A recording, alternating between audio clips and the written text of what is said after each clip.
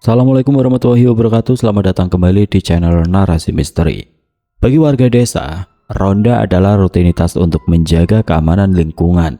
Namun bagi Pak Ardin, tugas menjaga kampung justru berubah menjadi pengalaman yang sulit ia lupakan. Ia bertemu dengan seorang wanita di jembatan yang penampilannya tampak rapi. Sebelum akhirnya menyadari ada sesuatu yang sangat mengerikan di balik wujud tersebut.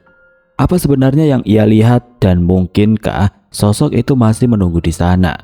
Saksikan kisah lengkapnya dan pastikan Anda sudah menekan tombol subscribe serta aktifkan lonceng notifikasinya agar tidak ketinggalan cerita horor lainnya.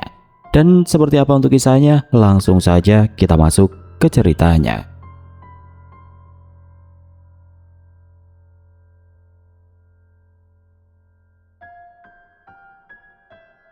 Pos kampling di ujung jalan desa terlihat remang-remang. Lampu bohlam kuning di sana bergoyang pelan tertiup angin dini hari. Pak Ardin menyesap kopi hitamnya perlahan. Cangkir seng miliknya masih terasa panas, memberikan sedikit rasa hangat di tengah dinginnya udara yang menusuk hingga ke tulang.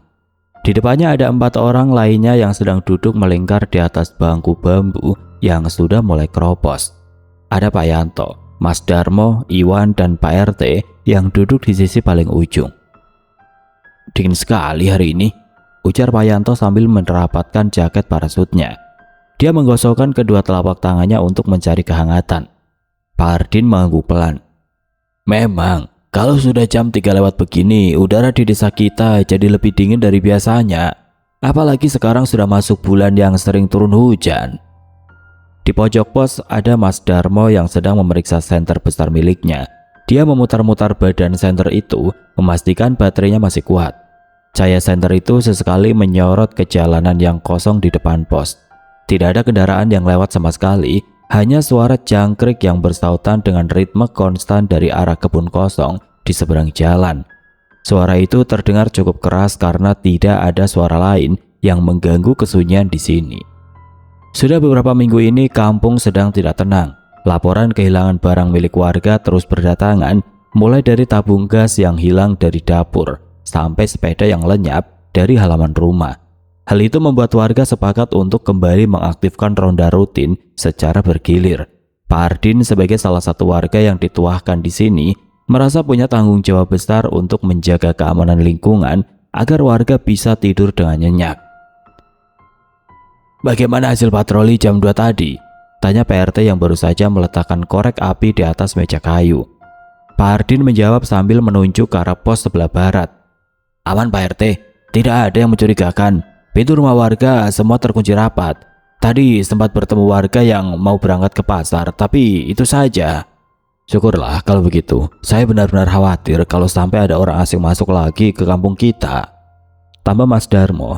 "Beberapa hari lalu tetangga saya sampai tidak berani keluar rumah karena takut barangnya hilang lagi." Suasana di dalam pos terasa tenang, namun ada rasa waspada yang tertanam di benak mereka berlima. Mereka semua duduk dalam posisi siaga. Tidak ada yang benar-benar santai meskipun mereka sedang berbincang. Pak Ardin sesekali melihat jam tangan di pergelangan kirinya. Jarum pendek hampir menyentuh angka 4. Sebentar lagi waktu subuh tiba, dan itu adalah waktu yang paling rawan untuk orang beristirahat dengan nyenyak setelah beraktivitas seharian. "Tadi saya dengar dari Pak Budi, katanya jemuran di rumahnya ada yang ngambil, padahal cuma kain lusuh," celetuk Iwan, pemuda yang ikut ronda. "Mungkin cuma orang iseng saja itu, Wan. Tapi tetap saja, jangan sampai kita lengah. Kita harus pastikan lingkungan ini aman sampai nanti warga bangun untuk sholat subuh," saut Pak Ardin. Pak Ardin meletakkan cangkirnya. Dia berdiri sejenak untuk merenggangkan otot punggungnya yang terasa kaku karena terlalu lama duduk. Dia mengambil kayu kentongan yang ada di sudut pos. Alat itu sudah siap digunakan jika memang diperlukan untuk memberi tanda bahaya. Semua orang di pos itu sudah saling mengerti tugas masing-masing. Mereka adalah tim yang kompak dalam menjaga desa ini. Pak Ardin meletakkan kayu kentongan itu ke tempat semula. Dia menatap keempat rekannya yang masih duduk. "Gimana kalau kita keliling dulu? Siapa tahu ada orang asing atau hal aneh di sekitar sini. Mengingat kampung kita sedang tidak aman belakangan ini, lebih baik kita pastikan semuanya terkendali," ujar Pak Ardin dengan nada mantap. Pak RT mengangguk setuju. "Ide bagus itu. Kita bagi tugas supaya lebih cepat menjangkau semua area desa sebelum fajar tiba." Mas Darmo, Iwan, dan Pak Yanto pun berdiri dari bangku bambu mereka. Senter besar di tangan Mas Darmo dinyalakan.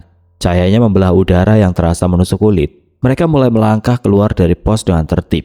Pak Ardin memimpin di depan, sementara yang lain menyebar sedikit agar bisa menjangkau area lebih luas di sepanjang jalan desa. Mereka pun melewati jalan-jalan kecil di antara rumah penduduk.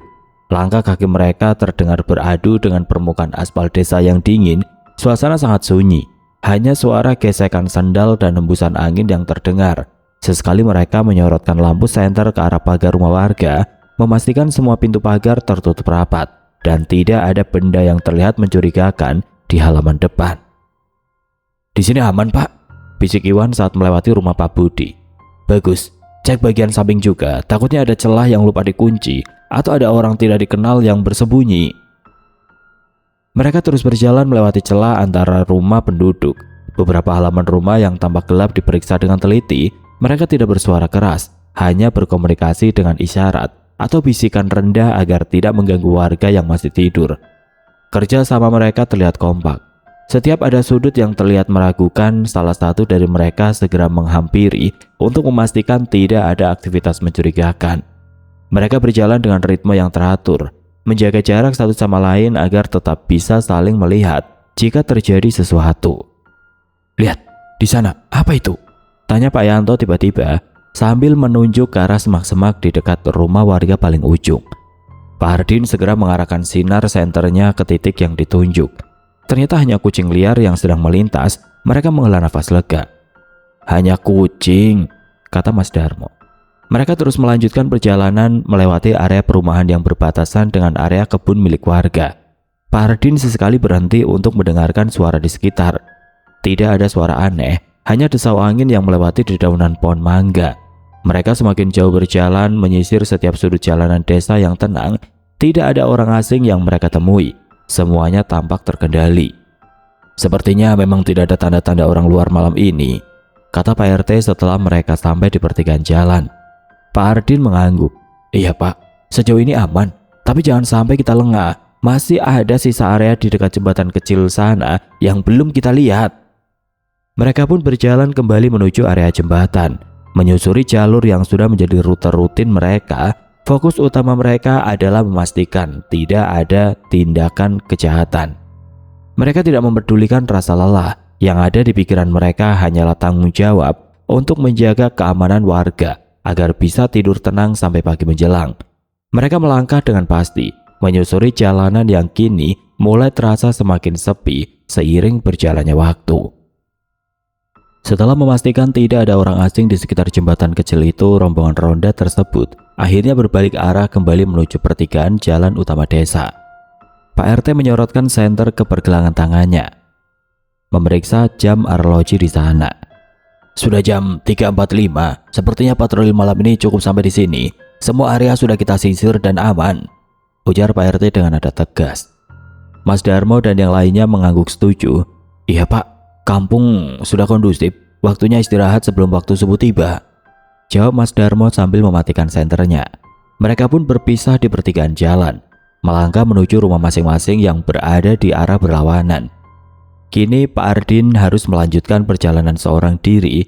Langkah kakinya terdengar jelas di permukaan aspal jalanan desa yang halus. Hanya suara gesekan sendal jepitnya dengan aspal yang memecah keningan pagi itu. Tidak ada lagi suara obrolan teman-temannya, tidak ada pula suara kendaraan bermotor atau aktivitas warga lainnya. Pak Ardin berjalan dengan santai. Dia memasukkan kedua tangannya ke dalam saku jaket untuk menahan dinginnya udara dini hari. Sesekali dia bersiul pelan untuk menghilangkan rasa kantuk yang mulai menyerang. Langit di atas sana mulai menunjukkan perubahan warna. Warna hitam pekat yang tadi menyelimuti perlahan memudar, berganti dengan warna abu-abu tipis di ufuk timur. Suasana desa benar-benar tenang, seolah seluruh penduduk sedang menikmati tidur lelap mereka.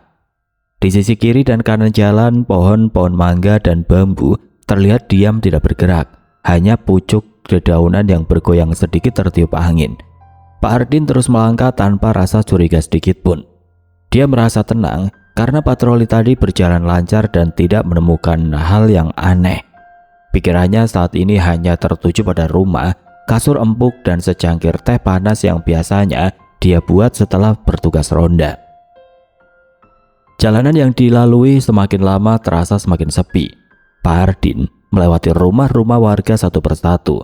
Semuanya tertutup rapat, tidak ada lampu teras yang menyala, hanya lampu jalan bohlam kuning yang menyoroti aspal dengan cahaya redup. Setiap langkah yang diambil terdengar menggema, menandakan betapa sepinya lingkungan desa saat ini. Dia melintasi area persawahan kecil yang ada di pinggir jalan desa. Bau embun pagi mulai tercium, bercampur dengan aroma rumput yang segar. Udara yang dia hirup terasa dingin dan bersih. Pak Hardin terus melangkah dengan ritme yang sama. Dia sama sekali tidak merasakan keanehan di sekitarnya. Dia hanya fokus pada tujuannya untuk segera sampai di rumah. Tidak lama kemudian, jembatan kecil yang tadi mereka periksa kembali terlihat di depan mata. Jembatan itu merupakan jembatan beton biasa, penghubung jalan desa yang melintasi saluran irigasi kecil. Pak Hardin tidak melambatkan langkahnya. Dia tetap berjalan dengan santai, menikmati sisa dini hari yang masih tenang. Dia terus melangkah maju, semakin dekat ke jembatan itu, dengan langkah kaki yang mantap di atas aspal. Saat kaki Pak Hardin baru saja menapakkan langkah di atas beton jembatan, hidungnya mendadak menangkap aroma harum yang sangat kuat. Itu adalah bau bunga melati. Aromanya tajam, menusuk, dan terasa sangat asing di tengah udara dini hari yang dingin. Pak Hardin berhenti melangkah, dia mengerutkan kening, mencoba mencerna asal bau tersebut. Bunga melati, gumamnya pelan.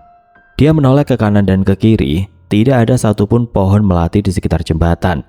Jembatan ini hanya dikelilingi oleh pagar pembatas beton dan saluran irigasi yang airnya mengalir pelan.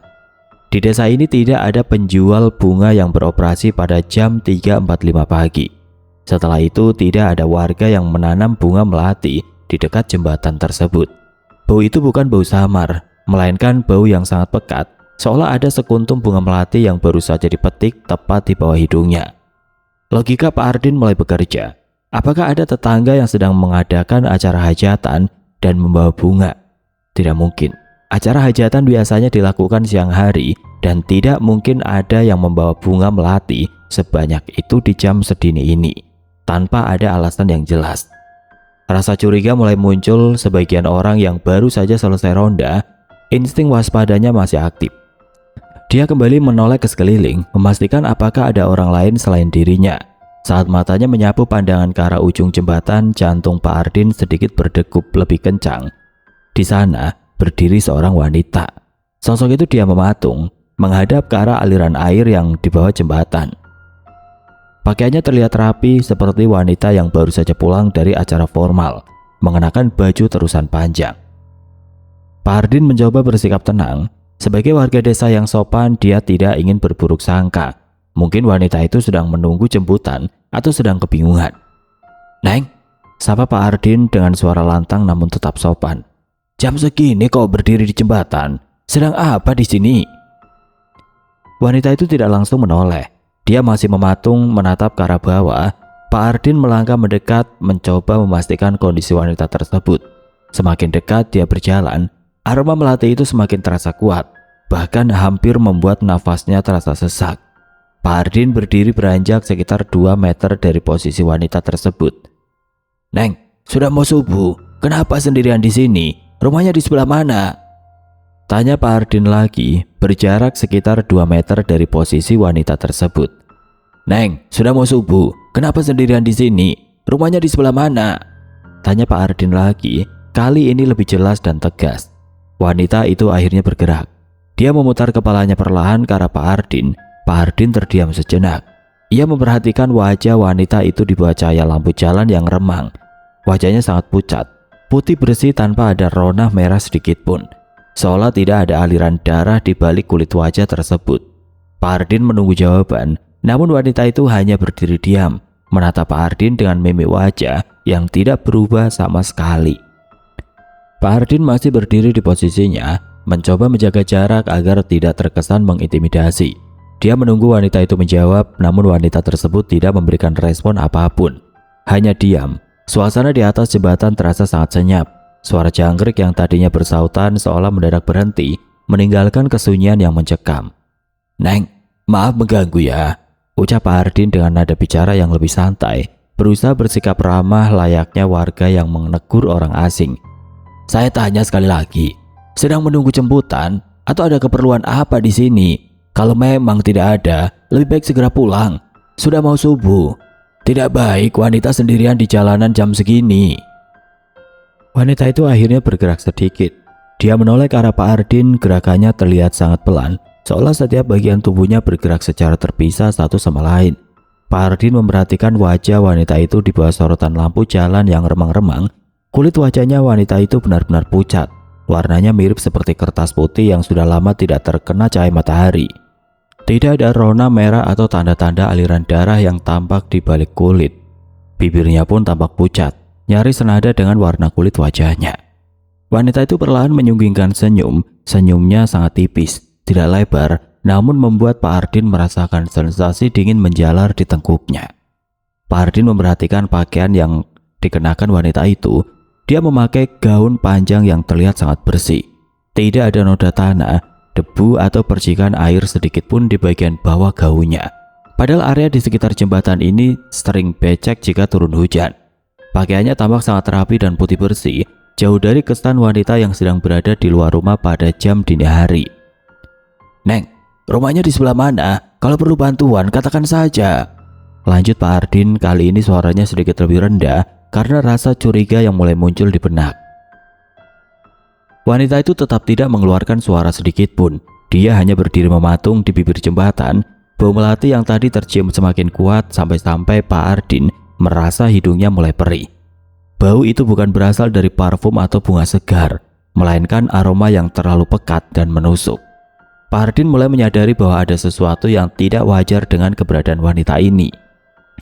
Tidak ada orang yang akan berdiri diam di jembatan pada jam 03.45 pagi dengan pakaian sebersih itu dan tidak merespon teguran warga dengan sepatah kata pun. Pak Hardin memutuskan untuk tidak memaksakan percakapan lebih lanjut. Dia merasa bahwa situasi ini tidak lagi bisa diselesaikan dengan obrolan biasa. Rasa ingin tahu yang tadinya ada kini perlahan digantikan oleh rasa tidak nyaman yang mendesak.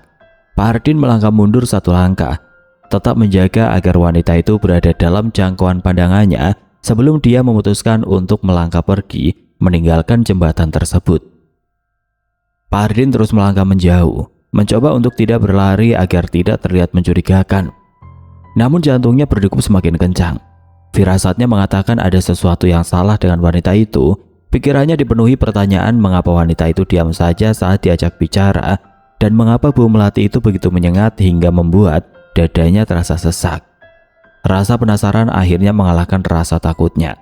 Setelah menempuh jarak sekitar 10 meter dari jembatan, Pak Hardin menghentikan langkah kakinya. Dia menarik nafas dalam-dalam mencoba mengumpulkan keberanian sebelum akhirnya memutar tubuhnya untuk melihat ke arah belakang. Apa yang dilihatnya membuat darah Pak Hardin seolah berhenti mengalir. Sosok wanita itu sudah tidak lagi menghadap ke depan. Dia telah berbalik arah, berdiri tegak tepat di tengah jembatan dengan posisi punggung menghadap ke arah Pak Hardin. Namun itu bukan punggung manusia biasa. Gaun putih yang dikenakan sosok itu kini tersingkap lebar di bagian belakang. Punggungnya terbuka lebar, memperhatikan bagian dalam tubuhnya yang hancur. Daging-daging yang membusuk terlihat menggantung, dengan darah segar yang terus mengalir membasahi kain gaunnya yang putih. Bau busuk yang sangat tajam langsung menyeruak, menggantikan aroma melati yang tadi tercium. Pak Hardin gemetar hebat. Keringat dingin bercucuran di pelipisnya. Sosok itu jelas adalah Sundel Bolong, makhluk yang selama ini hanya dia dengar dari cerita-cerita orang tua di kampung. Wujudnya benar-benar nyata di depan matanya. Sundel Bolong itu berdiri dengan kaku, namun kepalanya perlahan menoleh ke arah Pak Hardin dengan gerakan yang tidak wajar. Matanya menatap tajam ke arah Pak Hardin dan bibirnya yang pucat perlahan terbuka. Suara tawa cekikikan yang melengking keluar dari mulut makhluk itu. Suaranya terdengar sangat nyaring dan memuakan, memecah kesunyian subuh yang mencekam. Pak Hardin terpaku di tempatnya berdiri. Kakinya terasa berat seolah tertahan di aspal. Jantungnya berdetak begitu kencang sampai dia bisa merasakan denyutnya di leher sendiri. Dia benar-benar terkejut melihat penampakan yang sangat jelas dan mengerikan ini. Ini bukan mimpi, ini nyata. Makhluk itu terus mengeluarkan suara cekikikan yang semakin lama semakin keras, membuat telinga Pak Ardin terasa panas. "Ya Allah, apa itu?" teriak Pak Ardin dengan suara parau karena panik. Dia tidak bisa lagi berpikir jernih. Ketakutan yang luar biasa menguasai seluruh tubuhnya. Dia tidak menyangka akan melihat wujud sundel bolong yang begitu mengerikan di kehidupan nyata. Rasa ngeri itu membuat otot-otot kakinya terasa lemas, namun dorongan untuk menyelamatkan diri jauh lebih kuat.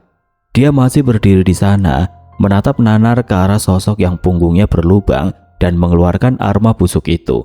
Makhluk itu masih terus tertawa, menatap Pak Ardin tanpa berkedip sedikit pun. Pak Ardin tersentak, dia harus segera pergi dari tempat ini sebelum terjadi sesuatu yang lebih buruk lagi. Pak Ardin tidak punya pilihan lain, refleks pertahanan dirinya muncul begitu saja. Tangan kanannya meraba tanah di pinggir jalan dan menemukan sebuah batu seukuran kepalan tangan orang dewasa. Tanpa pikir panjang, dia melempar batu tersebut sekuat tenaga ke arah sundel bolong yang masih berdiri di atas jembatan. Brak! Batu itu menghantam permukaan jembatan, tepat di dekat posisi makhluk tersebut.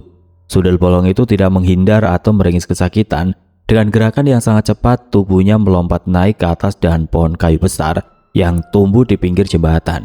Dia berjongkok di atas dahan itu, menatap Pak Ardin dengan tajam, lalu kembali mengeluarkan suara tawa cekikikan yang melengking tinggi. Suaranya terdengar sangat nyaring di kesunyian dini hari. Tanpa membuang waktu, Pak Ardin langsung memutar balik badannya dan berlari sekuat tenaga. Dia tidak menoleh lagi ke belakang, nafasnya memburu, keluar masuk dengan kasar dari tenggorokannya yang terasa kering. Jantungnya berdegup kencang, memukul-mukul dadanya sendiri, seolah ingin melompat keluar. Keringat dingin mengucur deras di kening dan lehernya. Meskipun udara pagi ini terasa sangat dingin, dia berlari pontang-panting menyusuri jalanan desa yang masih sepi. Langkah kakinya terasa berat, namun dia terus memaksa kakinya untuk melangkah lebih cepat. Pikirannya hanya tertuju pada satu hal, menjauh dari jembatan itu sejauh mungkin. Dia tidak memperhatikan kondisi jalan di depannya. Matanya hanya tertuju ke arah depan dengan pandangan yang panik. Saat dia berbelok di tikungan jalan dekat area permukiman, tubuhnya menghantam seseorang dengan cukup keras. Brak! Pak Ardin dan orang yang ditabraknya sama-sama terjatuh ke atas aspal. Orang tersebut adalah salah seorang warga desa yang sedang bersiap berangkat ke masjid untuk melaksanakan sholat subuh. Dia membawa senter kecil di tangannya yang kini terjatuh dan menggelinding. Warga itu mengerang kesakitan sambil mencoba duduk. "Astagfirullah, siapa ini?" "Pak Ardin," tanya warga itu dengan nada terkejut dan bingung. Dia memegangi bahunya yang terasa nyeri akibat benturan tadi. Pak Ardin tidak segera bangun. Dia duduk di atas aspal dengan nafas yang masih tersengal-sengal hebat. Tubuhnya gemetar tidak terkendali. Dia menatap warga itu dengan mata yang masih menunjukkan sisa rasa panik yang sangat tajam. Tangannya mencengkeram lengan warga tersebut dengan erat, seolah mencari perlindungan. Saya baru saja melihat hantu, Pak," ucap Pak Ardin terbata-bata. Suaranya terdengar parau dan tidak stabil. "Hantu apa, Pak? Tenang dulu, tarik nafas, Pak Ardin," ujar warga itu berusaha menenangkan, meski dia sendiri tampak heran melihat kondisi Pak Ardin yang sangat berantakan dan pucat pasi. Pak Ardin mencoba mengatur nafasnya yang masih sesak. "Sundel bolong di jembatan itu, sungguh serem sekali wujudnya. Saya hampir mati ketakutan." Pak Ardin masih terlihat sangat syok, tubuhnya yang biasanya tegap kini tampak lemas. Warga itu terus mencoba menenangkan Pak Ardin, membantunya duduk dengan lebih nyaman di pinggir jalan. Sementara Pak Ardin masih terus menatap ke arah belakang dengan perasaan was-was, takut jika sosok itu tiba-tiba muncul kembali di hadapan mereka.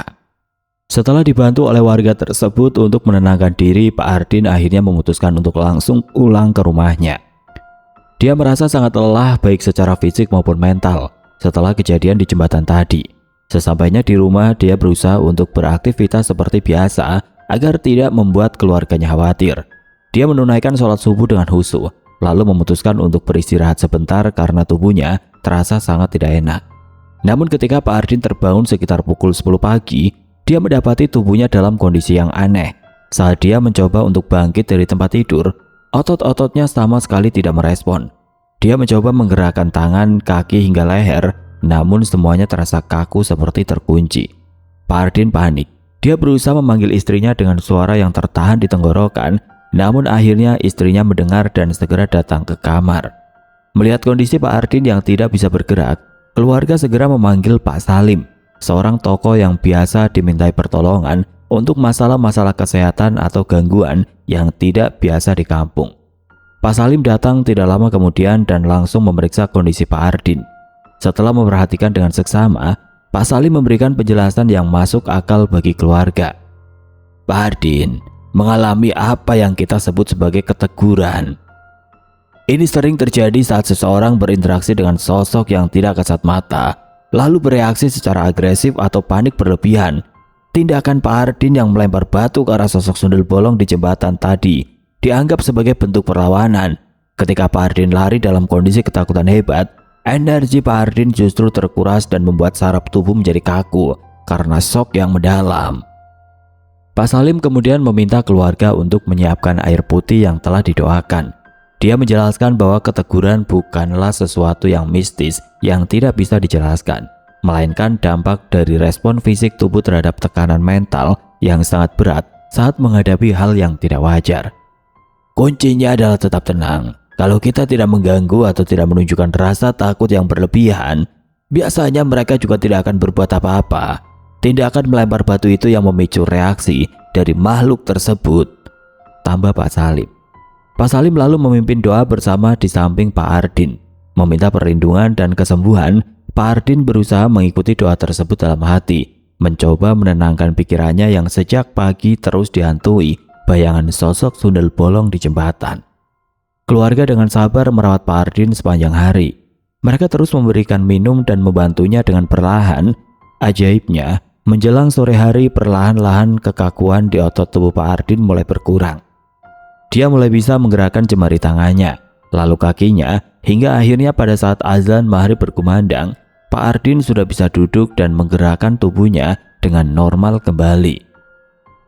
Kejadian ini menjadi pelajaran berharga bagi Pak Ardin dan warga kampung lainnya.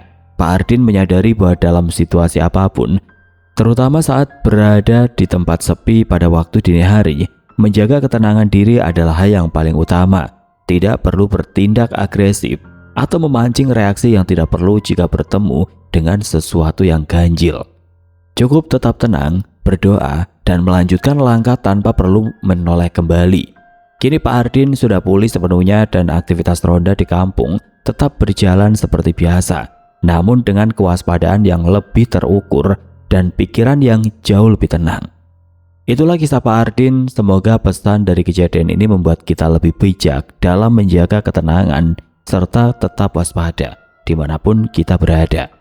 Terima kasih sudah mendengarkan. Sampai bertemu di cerita berikutnya. Dan akhir kata, wassalamualaikum warahmatullahi wabarakatuh.